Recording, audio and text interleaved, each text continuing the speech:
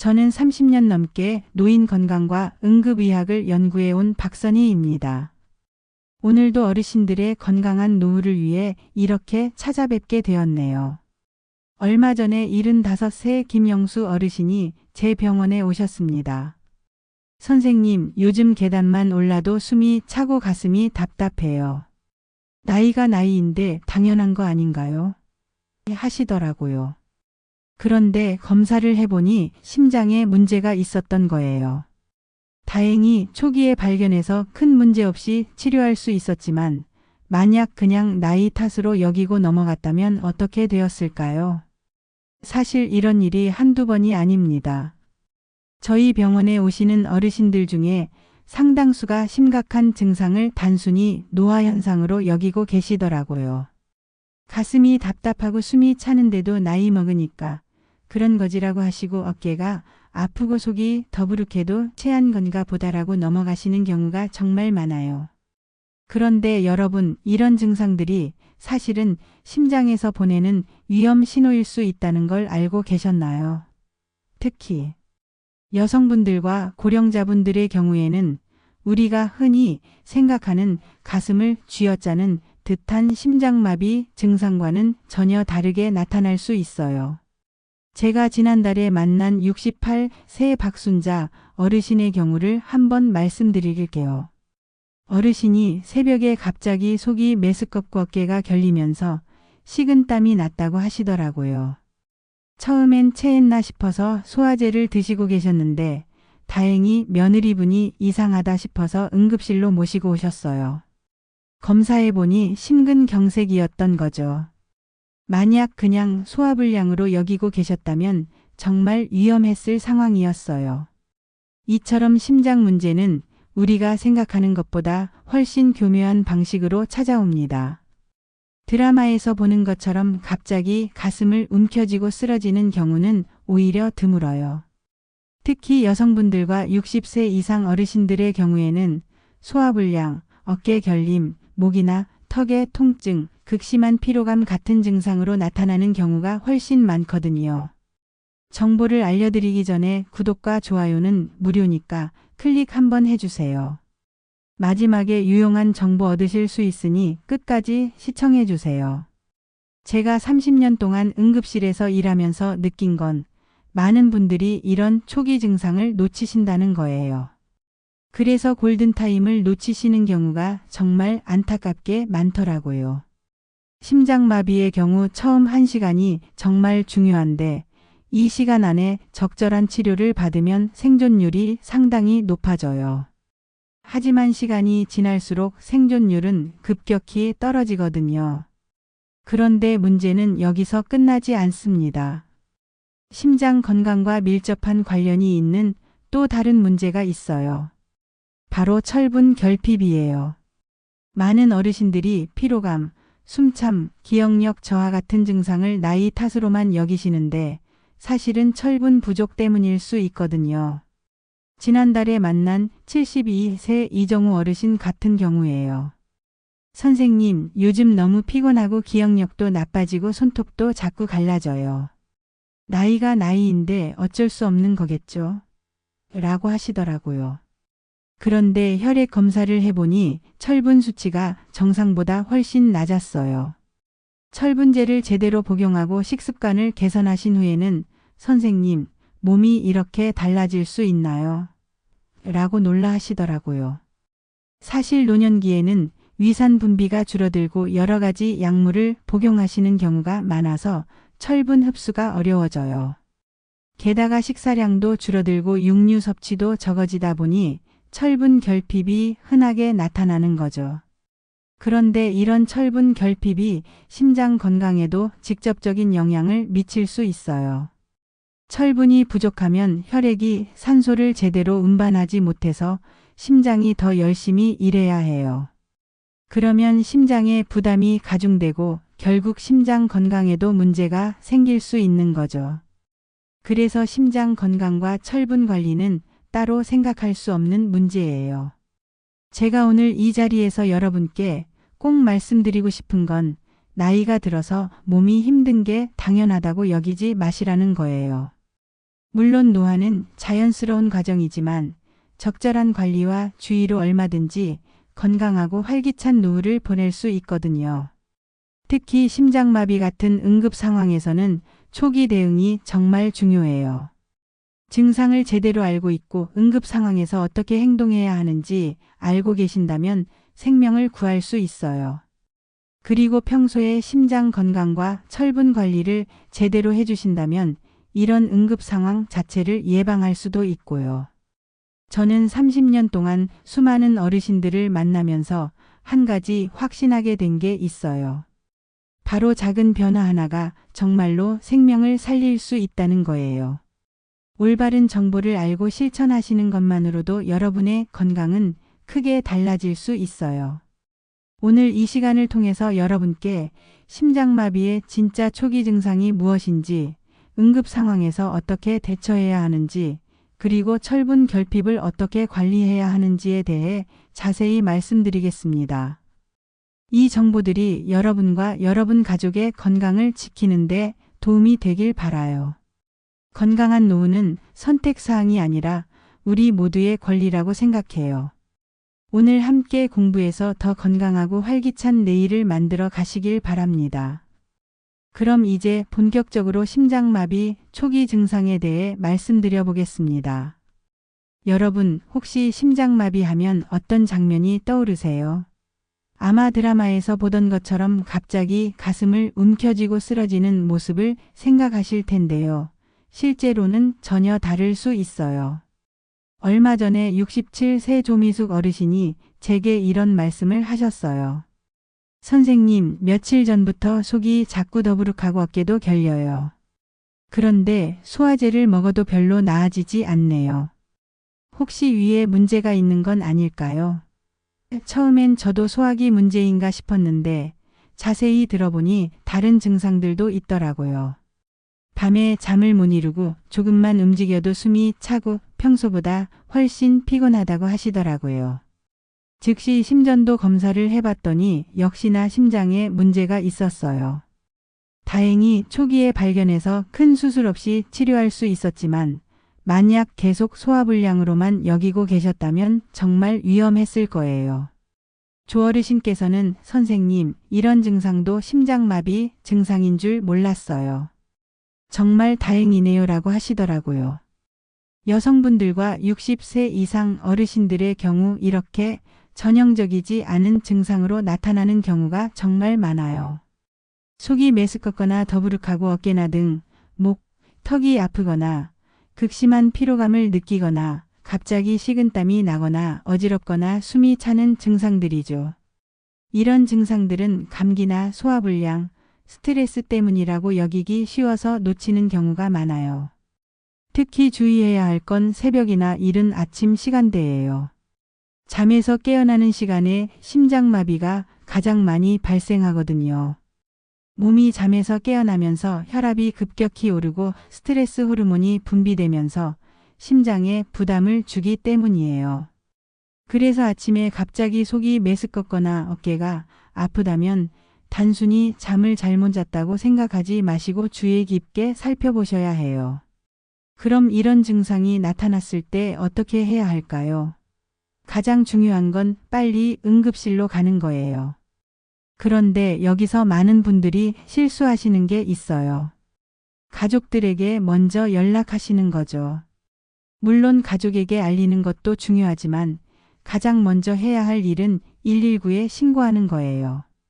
지난해에 만난 73 박철호 어르신의 경우를 말씀드릴게요. 어르신이 새벽에 갑자기 가슴이 답답하고 식은땀이 나기 시작하셨대요. 그런데 자식들 깨우기 미안해서 혼자 참고 계시다가 아침이 되어서야 아들에게 말씀하셨다고 하더라고요. 아들분이 급히 모시고 오셨는데 이미 여러 시간이 지난 후였어요. 다행히 치료를 받으시긴 했지만 만약 처음 증상이 나타났을 때 바로 119에 신고하셨다면 훨씬 좋았을 거예요. 심장마비가 의심될 때 응급처치 방법도 알아두시면 좋아요. 만약 집에 아스피린이 있다면 한 알을 씹어서 드세요. 삼키지 마시고 씹어서 드시는 게 중요해요. 씹으면 흡수가 훨씬 빨라져서 혈전이 더 커지는 걸 막을 수 있거든요. 그리고 절대 무리하게 움직이지 마시고 상체를 약간 세운 편안한 자세로 앉아 계세요. 누워 있는 것보다는 상체를 조금 세우는 게 심장에 부담을 덜 줘요. 그리고 문을 미리 열어두세요. 응급대원들이 빨리 들어올 수 있도록 말이에요. 119에 신고할 때는 정확한 주소와 현재 증상을 차근차근 말씀하시고 혹시 복용하고 계신 약이 있다면 그것도 미리 준비해 두세요. 하지만 가장 좋은 건 이런 응급 상황이 생기지 않도록 평소에 관리하는 거겠죠. 심장 건강을 위해서는 일상생활에서의 작은 습관들이 정말 중요해요. 먼저 아침에 일어날 때 조심하세요. 갑자기 벌떡 일어나지 마시고 침대에서 몇 분 정도 앉아 계시다가 천천히 일어나세요. 특히 화장실 가려고 급하게 일어나시는 분들이 많은데 이때 혈압이 급격히 변해서 위험할 수 있어요. 공복에는 따뜻한 물 한 잔을 천천히 드시는 것도 좋아요. 차가운 물보다는 미지근한 물이 혈관에 자극을 덜 줍니다. 그리고 염분 섭취를 줄이시는 것도 중요해요.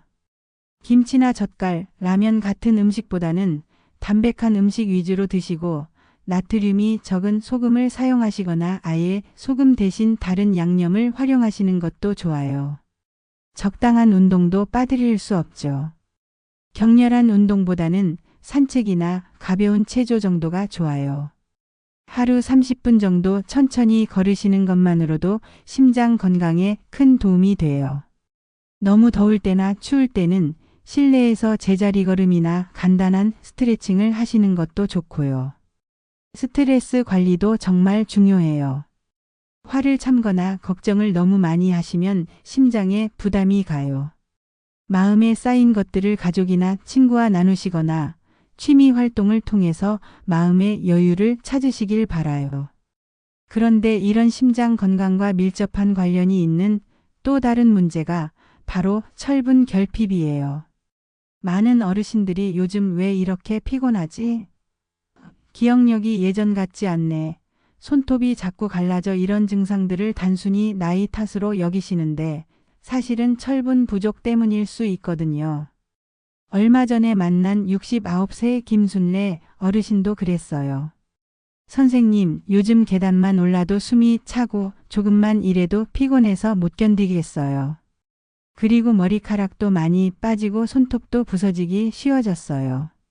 나이가 나이인데 어쩔 수 없는 거겠죠? 라고 하시더라고요. 그런데 혈액 검사를 해보니 철분 수치가 정상보다 훨씬 낮았어요. 헤모글로빈 수치도 떨어져 있고요.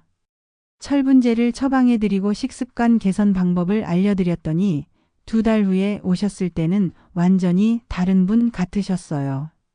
선생님, 이렇게 몸이 달라질 수 있나요? 피로감도 많이 줄어들고 숨차는 것도 나아졌어요 라고 하시더라고요. 노년기에는 여러 가지 이유로 철분 결핍이 생기기 쉬워요. 위산 분비가 줄어들어서 철분 흡수가 어려워지고 식사량도 줄어들면서 철분 섭취가 부족해지죠. 게다가 여러 가지 약을 드시는 경우가 많은데 일부 약물들이 철분 흡수를 방해하기도 해요. 특히 위장약을 오래 드시는 분들은 주의하셔야 해요. 위산을 억제하는 약들이 철분 흡수를 떨어뜨릴 수 있거든요. 그리고 혈압약이나 당뇨약 중에서도 철분 흡수에 영향을 주는 것들이 있어요. 철분 부족이 심장 건강에 미치는 영향도 무시할 수 없어요.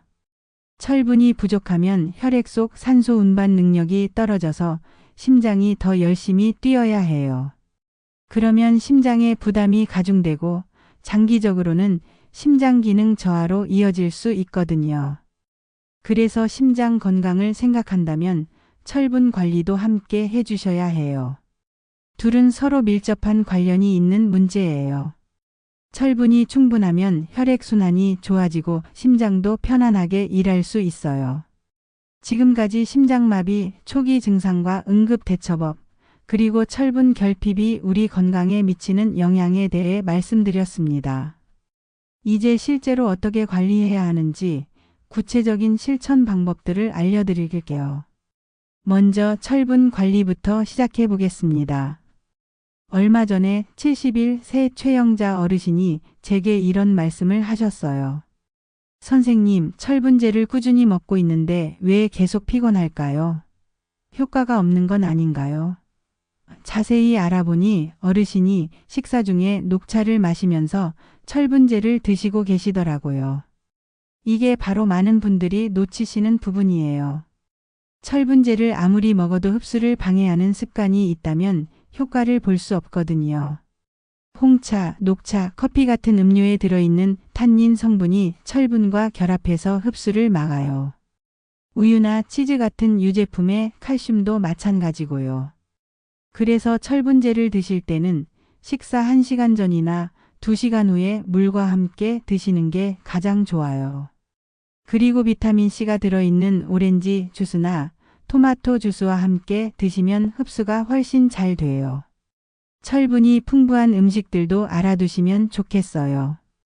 붉은 살코기, 간, 굴이나 바지락 같은 조개류, 시금치, 브로콜리 같은 녹색 채소들이 대표적이죠.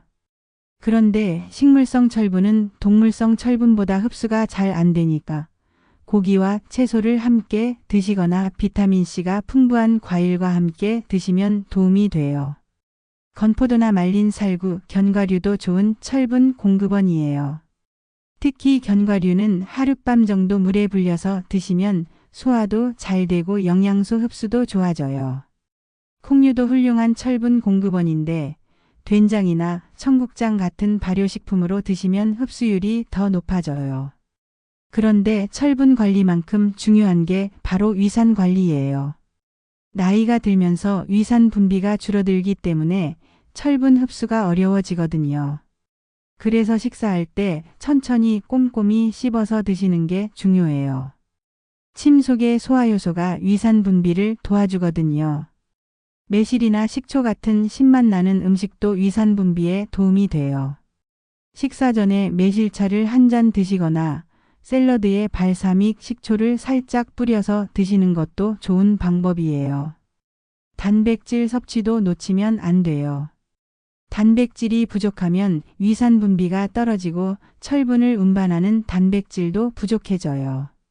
고기를 잘 못 드시는 분들은 두부나 계란, 생선으로 단백질을 충분히 보충하세요. 74세 한명수 어르신 같은 경우는 이런 방법들을 모두 실천하신 후에 정말 놀라운 변화를 보이셨어요.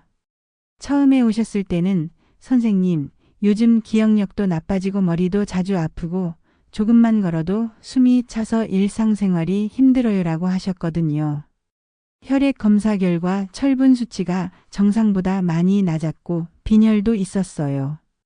철분제 처방과 함께 식습관 개선 방법을 자세히 알려드렸죠. 식사 중에 마시시던 녹차를 식후 2시간 뒤로 미루시고 비타민C가 풍부한 과일을 철분 음식과 함께 드시도록 했어요. 석 달 후에 다시 오셨을 때는 완전히 다른 분 같으셨어요. 선생님, 정말 신기해요. 피로감도 많이 줄어들고 머리도 맑아진 것 같고 계단 올라가는 것도 훨씬 수월해졌어요. 이런 간단한 방법으로 이렇게 달라질 수 있다니 정말 놀라워요라고 하시더라고요. 이처럼 올바른 방법으로 철분을 관리하시면 몸의 변화를 직접 느끼실 수 있어요. 그리고 이런 변화는 심장 건강에도 직접적인 도움이 돼요. 혈액순환이 좋아지면 심장이 편안하게 일할 수 있거든요. 심장 건강을 위한 일상관리법도 다시 한번 정리해 드릴게요. 무엇보다 중요한 건 규칙적인 생활 리듬이에요. 매일 같은 시간에 잠자리에 들고 같은 시간에 일어나시는 것부터 시작하세요. 수면 패턴이 불규칙하면 혈압 변동이 심해져서 심장에 부담을 줄 수 있어요. 아침에 일어날 때는 절대 급하게 일어나지 마세요. 침대에서 몇 분 정도 앉아 계시다가 천천히 일어나시고 화장실에 갈 때도 마찬가지예요. 급한 일이 있어도 몸의 리듬을 무시하지 마시길 바라요. 식사도 규칙적으로 하시되 한 번에 많이 드시지 마시고 조금씩 자주 드세요. 과식하면 소화를 위해 혈액이 위장으로 몰리면서 심장에 부담을 줄 수 있어요. 특히 저녁 식사는 잠자리에 들기 서너 시간 전에 끝내시는 게 좋아요. 염분 조절도 정말 중요해요. 국물 요리를 드실 때는 건더기 위주로 드시고 김치도 물에 한번 헹궈서 드시면 염분을 줄일 수 있어요. 외식할 때는 소스를 따로 달라고 해서 조금씩 찍어 드시는 것도 좋은 방법이에요. 적당한 운동은 심장 건강의 기본이에요. 하루 30분 정도 천천히 걷기만 해도 충분해요. 날씨가 좋지 않을 때는 실내에서 제자리 걸음을 하시거나 의자에 앉아서 발목 돌리기, 어깨 돌리기 같은 간단한 운동을 하세요.